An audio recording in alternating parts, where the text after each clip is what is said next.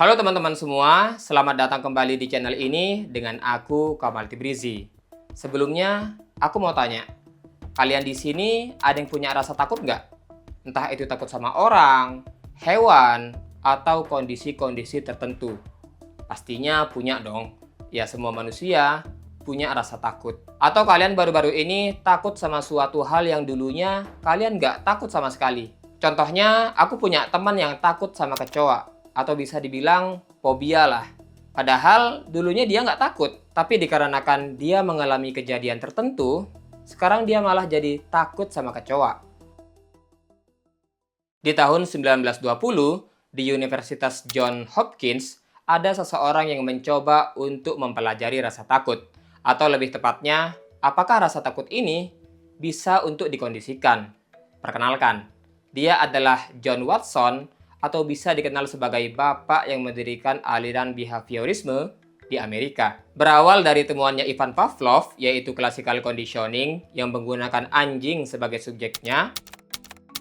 Pada penelitian kali ini, John Watson ingin mencoba untuk melakukannya pada manusia. Akhirnya dari sana, John Watson dan mahasiswanya yaitu Rosalie Rainer memilih bayi yang berumur 9 bulan yang mereka panggil dengan nama Little Albert. Pada penelitian kali ini, mereka berdua dengan sengaja membentuk rasa takut pada Albert terhadap tikus putih. Sebuah stimulus yang awalnya nggak membuat Albert takut sama sekali, sampai bisa membuat Albert takut sama tikus tersebut.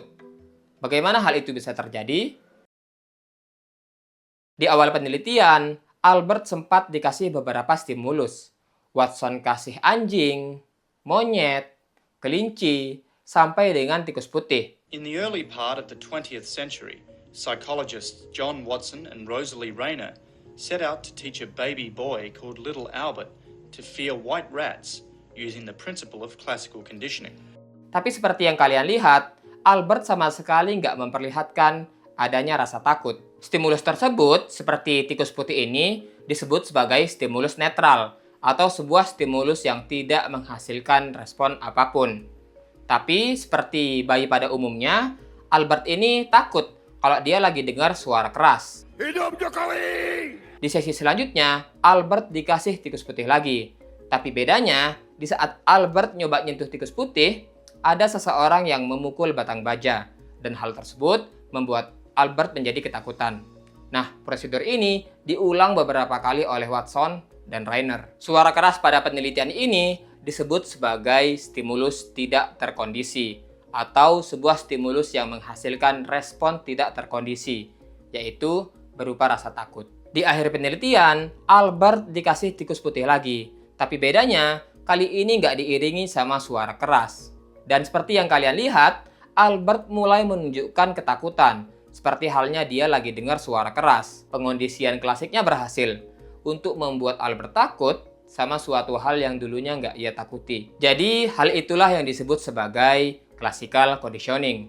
Sebuah proses pengondisian dari tikus putih yang awalnya stimulus netral sampai menjadi stimulus terkondisi yang bisa menghasilkan respon terkondisi, yaitu berupa rasa takut. Tapi nggak sampai di sana teman-teman. Ketakutannya si Albert nggak cuma ke tikus putih aja, tapi merambat ke hal-hal yang serupa, seperti kelinci, anjing, sampai dengan topeng Sinterklas yang dikenakan oleh Watson. Nah, hal ini disebut sebagai generalisasi stimulus. Terus, gimana ini nasibnya si Albert? Apakah rasa takutnya bisa dipulihkan? Sebenarnya ya Watson pinginnya gitu juga. Tapi dia kehilangan akses terhadap Albert. Dan sebenarnya nama bayi tersebut bukan Albert. Kalau nggak salah nama aslinya yaitu Douglas Merite. Dia adalah anak dari seorang perawat yang bernama Arvilla Merite, dan dia pun sudah meninggal di umur 6 tahun dikarenakan penyakit hidrosefalus atau penumpukan cairan yang ada di otak. Nah, kalau penyakitnya Albert ini bawaan dari lahir dan diketahui juga oleh Watson, secara nggak langsung John Watson sudah melakukan suatu hal yang nggak etis. Ya, dia memilih subjek yang nggak tepat dan nggak melakukan deconditioning atau pemulihan akan eksperimen yang dilakukan. Kembali ke topik utama.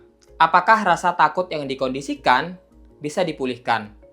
Di tahun 1924, Mary Cover Jones mencoba melakukan eksperimen untuk menghilangkan rasa takut pada seorang anak yang bernama Peter yang memiliki ketakutan terhadap kelinci putih dengan menggunakan metode yaitu counter conditioning. Dalam kasus ini, kelinci putih merupakan stimulus terkondisi yang memicu respon takut pada Peter. Nah, di saat penelitian, Mary dengan sengaja meletakkan kelinci putih di saat Peter sedang menikmati susu dan kue. Susu dan kue di sini adalah stimulus tidak terkondisi yang bisa menghasilkan respon tidak terkondisi, yaitu berupa rasa senang.